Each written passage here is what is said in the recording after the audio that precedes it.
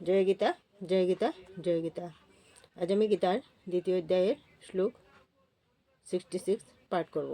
এই শ্লোক থেকে আমরা এটাই জানব যে আমাদের জীবনের প্রকৃত উদ্দেশ্য কী এবং কিভাবে আমরা প্রকৃত শান্তি পেতে পারি।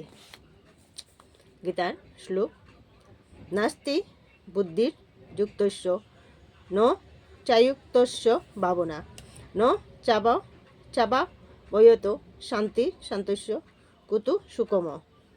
বঙ্গানুবাদ, যে ব্যক্তি কৃষ্ণ ভাবনায় যুক্ত নয় তার চিত্ত সংযত নয় এবং তার পরমার্থিক বুদ্ধি থাকতে পারে না। আর পরমার্থ চিন্তাশূন্য ব্যক্তি শান্তি লাভের কোনো সম্ভাবনা নেই। এই রকম শান্তিহীন ব্যক্তির প্রকৃত সুখ কোথায়? তাৎপর্য, ভগবানের সেবায় নিজেকে নিয়োজিত না করিলে কোনো মতেই শান্তি পাওয়া যেতে পারে না।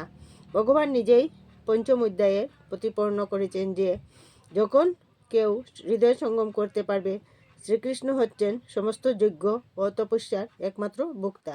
তিনি সমস্ত সৃষ্টি বিশ্ব চরাচরের অধীশ্বর এবং তিনি সমস্ত জীবের প্রকৃত শুভাকাঙ্ক্ষী বন্ধু।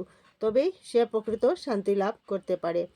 তাই যে কৃষ্ণ ভাবনায় যুক্ত নয় তার জীবনের কোনো চরম উদ্দেশ্যই থাকে না। জীবনের চরম উদ্দেশ্য কি তা না জানার তার সমগ্র অশান্তির কারণ। কিন্তু কেউ যখন বুঝতে পারে শ্রীকৃষ্ণ হচ্ছে পরম ভোক্তা, অধীশ্বর ও সর্বভূতের পরম সুহৃদ, তখন তার মন শ্রীকৃষ্ণের সেবায় একাগ্র হয়ে ওঠে এবং তার ফলে সে প্রকৃত শান্তি লাভ করে।